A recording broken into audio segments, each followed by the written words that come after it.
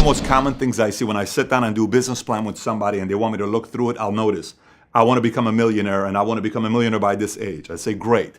And nowadays, if you pretty much want to write a book and have the book do well, write a book and have the title millionaire in it, it's probably going to do well. This is the 1 Minute Millionaire, the Self-Made Billionaire Effect, Think Like a Billionaire, Trump. We'll see if he'll be a president or not. Secrets of the Millionaire Mind, Secret Millionaire Club. I mean, I have so many I can go through. There are so many books on how to become a millionaire. Everybody wants to become a millionaire. And I think a lot of times, just like in sports, think about in sports, we admire Michael Jordan. We admire LeBron James. But if you're not 6'8", 260 and you cannot jump 40 inches, you're not going to be LeBron James, okay? So that's not the most duplicatable story to try to be inspired by. We can respect and we can admire them, but it's not something we can be, and that can be intimidating sometimes. So a lot of you guys I'll see people like myself, even back in the days, you'll see somebody like an Elon Musk, or you'll see somebody like a Mark Zuckerberg, and you say, I can never be like Zuckerberg, I can never think like Elon Musk. Well, they're an anomaly. What I'm talking about is something you can be. Stephen Curry is only 6 feet tall, couple inches, 170 pounds. He doesn't do 360 dunks, but he practiced. The formula I'm going to cover is more a duplicatable way of becoming a Stephen Curry or a Sam Walton, CEO of Walmart, or something that's duplicatable. That's what I'm going to cover with you here today. Okay, so let's get through it. What it really takes to become a millionaire.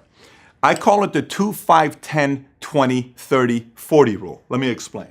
This is your timeline. You got to know your timeline. The one thing about becoming an entrepreneur, know that the first 2 years is survival mode. If anything that can go wrong, it's probably going to go wrong in the first 2 years of being a business. And you're going to experience all of it, and you need to experience all of it. That's the first 2 years in business. Within 5 years, if you follow the formula that I talk about, you have a shot at getting to $250,000 to $500,000 your income within 5 years. Within 10 years, you ought to be at $1 million your income. If you cover the formula I'm talking about, you'll be at $1 million your income. Then 20 years is 10 million, 30 years, 100 million, 40 years, $1 billion. But the formula is a formula that's duplicatable to everybody. So let's start off with the formula. You need 4 elements to be in your favor. Sometimes I'll hear a lot of people when you do an interview with a millionaire or a billionaire. I interviewed with Mark Cuban, and he talks about how hard he works Monday through Friday and Saturday and Sunday. He's going through this, going through that. Hey, what does it take to become wealthy? And you hear a lot of people say, you got to work hard. Well, what does that really mean? You got to work hard, because sometimes I visit entrepreneurs' offices and they're at the office purely on Facebook all day long, but they're at their office for 12 hours. That's not working hard. That's just being at the office. I'm talking pure work, meaning if you're in sales, you're either answering the phones, you're either in the field door knocking or meeting with people, or you're having people sitting in front of you, or you're at a kitchen table selling something, but you're constantly playing offense. It's not a lag time. So let's talk about work ethic. You got 3 levels. Level number 1 is a part-timer. If you work 40 hours a week as an entrepreneur, to me, you're a part-timer. I know in the full-time world, in the job world, if you work 9 to 5, you're a full-timer. But as an entrepreneur, 40 hours a week, you're not giving yourself a chance to make it. Level number 2 to me is a full-timer. A full-timer as an entrepreneur is somebody that works 60 hours a week. That to me is a full-timer. Now, level 3, I call it the all-the-timer. All-the-timer is 80 hours a week. And I know a lot of times people may even turn off the video right now because you may be saying, 80, is he out of his mind? Is he crazy? He must be nuts. This isn't a video for everybody to watch. This is if you want to know what it takes to become a millionaire and a decamillionaire. You know, those days of just coming out with Snapchat and Instagram and you becoming a billionaire overnight, those are anomalies. That's not duplicatable. If you only strive for that, you may be another person that's 60 years trying to get something to come out and be sold for a couple $2 billion. This is a duplicatable system that I'm talking about. Now, on the work ethic side, let me explain on the work ethic side. I'll have people that'll say, I worked 80 hours last week. You have no idea how hard I worked last week. That's good. But how hard did you work the week prior to that, and the 3 months prior to that, and the 6 months prior to that, and the following week when you have a birthday party coming up, and next week when it's Super Bowl, and next week when it's this? How hard are you going to work every week? This is not 1 week. Everyone has 1 week to brag about. This is every single week. You may have a week you don't feel like working, and all the timer still shows up. A part-timer only shows up when they feel like it, and all the timer, whether you feel like it or not, they show up. Now, second element is personal growth speed. Let me explain personal growth speed. If you're only working, and you're going into like the whole rat race, if you're just working, and your identity isn't growing, nothing changes. There isn't an ability to scale your income to get to a millionaire. If you're working, figuring out, solving, learning, growing, then you're constantly going to new heights. So here's how it works. Level one, if you average 24 books a year, 2 books a month that you're feeding your mind, that's a part-timer. If you average 4 books a month, that's a full-timer. Average CEO reads 56 books per year. If you read an all-the-timer, if you read 8 books a month, 100 a year, to me, you're an all-the-timer. You're constantly feeding your mind. I'm not talking about, the fantasy books. I'm talking real business books that's growing your mind on solving problems and issues and learning from this guy and how that person did it and how that person did this. You're learning, you're growing, it's helping you figure things out. That's an all-the-timer. So far we covered work ethic and we covered personal growth speed. Element number 3 is how many start-stops you have as you're running your business. You rarely hear us talking about this. Listen, I am by far not the smartest guy. I'm not the most talented guy. I don't come from a family of wealth. My father was a cashier at a 99-cent store in Inglewood, 1.8 GPA kid. I went to the Army. I took an ASVAB, got a 31 on my ASVAB. This is not a product of I'm supposed to do whatever I'm supposed to do and be running a, whatever multi-million dollar company and doing I'm not supposed to be where I'm at right now. I'm supposed to be a statistic. That's what I'm supposed to be doing. But I watch a lot of my competitors who are sharper than me, degrees, better family, better market, better upbringing. They knew how to play golf very well from a young age so they could go and network with other people and their score was very good, just pure form, great, all that stuff. But they had a challenge that no one sees. You don't see it. You don't visualize. This is something nobody ever sees. And it start-stops. Let me explain what this is. A part-timer typically has 2 to 4 distractions per year, setbacks per year. Let me explain what this means. This may sound a little cold, and some people may say, well, Pat, that's absolutely cold. You can't think like that. A part-timer has 2 to 4 distractions per year. It could be a bankruptcy sets them back for 2 months. It could be a breakup. To recover from a breakup takes them 6 months. It could be a loss of a loved one, a relationship didn't work out, something that happens to them. They are devastated for way too long. That's a part-timer. 2 to 4 setbacks per year. A full-timer to me is 1 distraction per year. So they'll have business, everything's going right, and boom, something happens, they're gone for 6 weeks. Now they have to go and start the momentum all over again because they don't know how to handle distractions. They're not good at managing distractions very well. They give too much attention to distractions and they have way too many setbacks. They're not able to experience the whole thing. Number 3 is an all-the-timer. All-the-timer to me is somebody that experiences one major setback every 5 to 10 years. No one is perfect. Everyone's going to experience some setbacks. Divorce, health, family, things are going to happen. For some, it may be a divorce. For some, it may be something else. For some, it may be a financial thing. For some, it may be a family thing.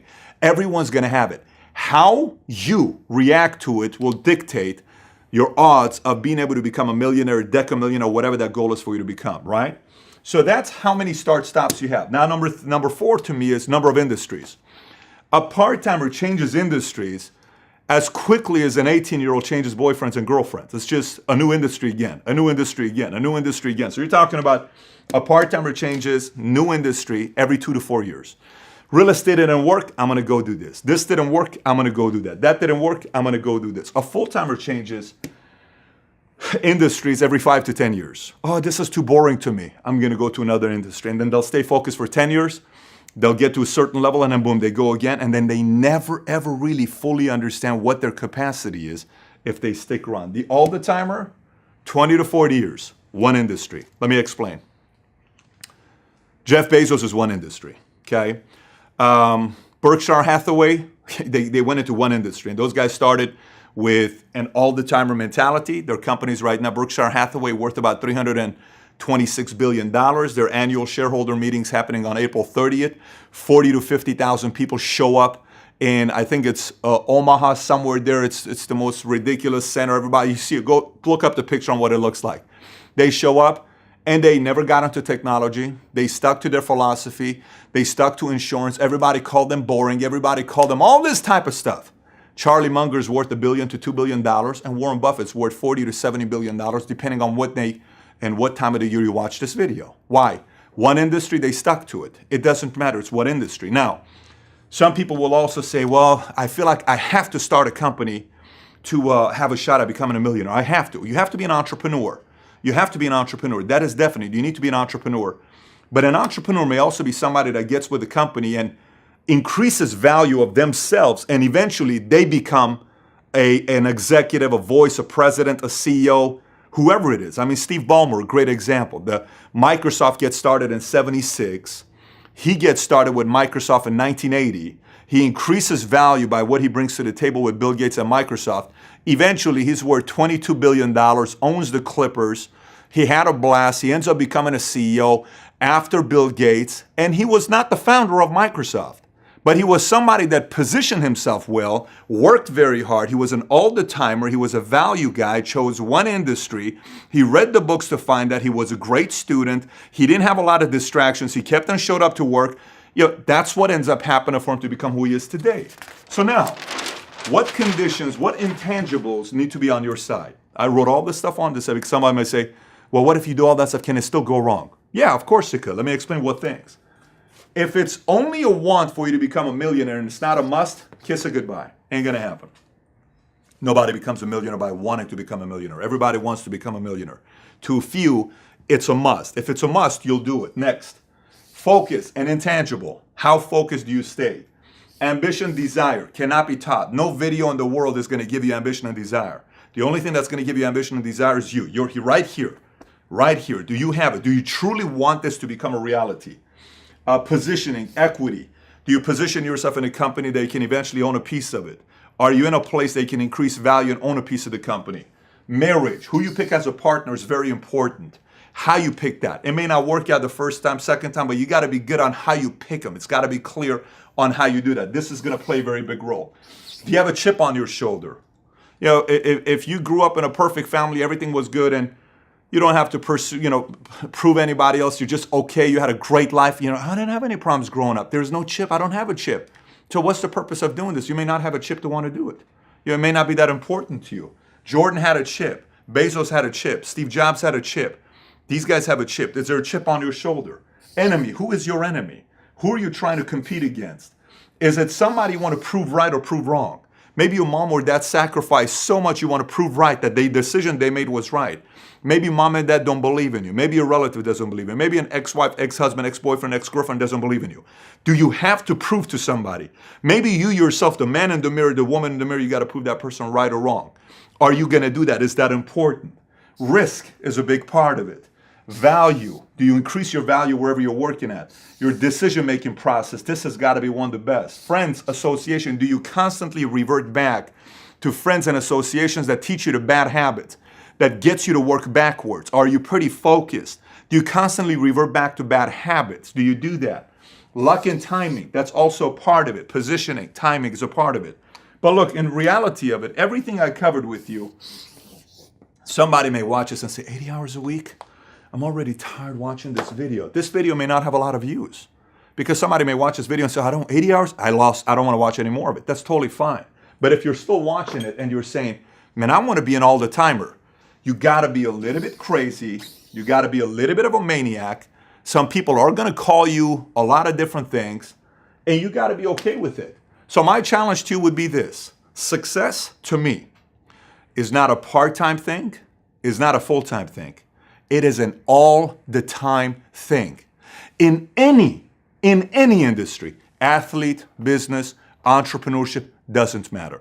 You gotta be an all-the-timer. If you're not an all-the-timer, you maybe become a fan. There's a lot of people that are fans of Elon Musk. There's a lot of fans of Steve Jobs. There's a lot of fans of Jeff Bezos. There's a lot of fans of Stephen Curry. There's a lot of fans. You can become a fan or you can become a player, but you can't do both, part-time or full-time. You gotta be all-the-timer. So my message to you, if you got any questions about this, comment on the bottom. Take care.